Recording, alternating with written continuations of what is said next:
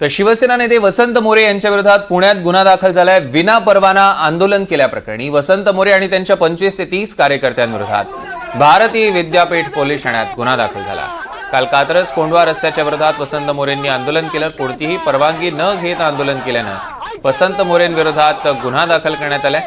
दरम्यान पोलिसांना आंदोलनाला परवानगी नाकारण्याचे आदेश देणारे कोण आहेत असा सवाल वसंत मोरेंनी उपस्थित केला। म्हणून आम्ही प्लास्टिकचे नाग तिथे घेऊन गेलो।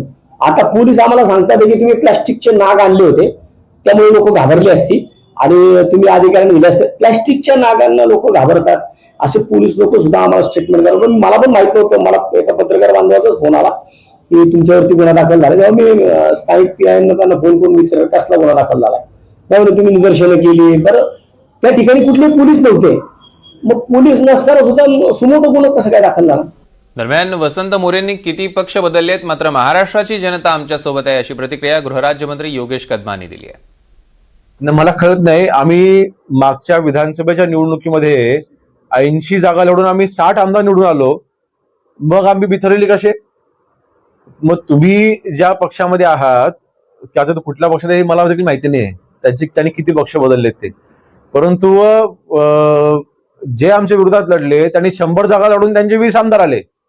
आम्ही 80 जागा लढून आमचे 60 आमदार आले, मग आम्ही बिथरलेले कसे? मग असे जर का बिथरून 60 आमदार येत असेल तर बिथरलेलं चांगलं आहे, मग काय अडचण नाही। उगाच हे काही भाषा वापरायची आणि काही तिथे टीका करायच्या याला काही अर्थ नाही। आज जनतेने आम्हाला साथ दिलेली आहे, महाराष्ट्रामधली जनता आमच्या सोबत आहे, म्हणूनच आमचे एवढे आमदार निवडून आलेले आहेत।